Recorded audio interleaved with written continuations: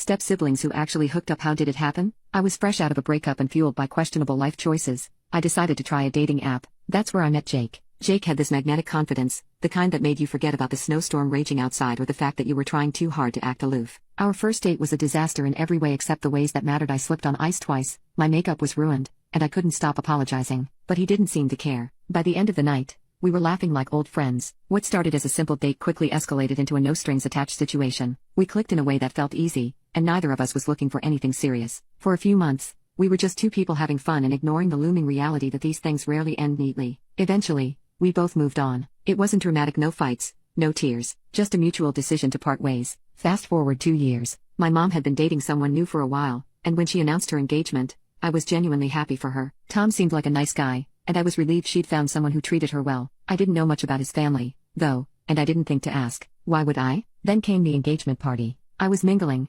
sipping champagne, and soaking in the happy atmosphere when the door opened, and in walked Jake. It took a second for my brain to catch up. Was this real? It wasn't just the resemblance, it was him, standing there, looking as stunned as I felt. The moment our eyes met, I knew we were both thinking the same thing. Oh no, I prayed he was just a guest, a friend of Tom's, maybe even a cousin. But no, life wasn't going to be that kind. My mom's fiancé strolled over, arm around Jake, and introduced him as his son. His son. I froze. Jake froze. My mom, blissfully unaware, remarked how funny it was that we'd already met. We ran into each other a while back, Jake mumbled, while I desperately tried to plaster on a convincing smile. Over the next few months, we became experts in avoidance. Family dinners were carefully orchestrated exercises in not sitting too close, not making eye contact, and definitely not being alone together. It worked, mostly, until the wedding. The ceremony was beautiful, and I made it through the day without incident. But at the reception, the open bar became my downfall. By the third cocktail, I felt nostalgic, and when Jake sat at my table, we started talking. The conversation was harmless at first, jokes about old times, funny anecdotes about the wedding preparations. It felt like no time had passed.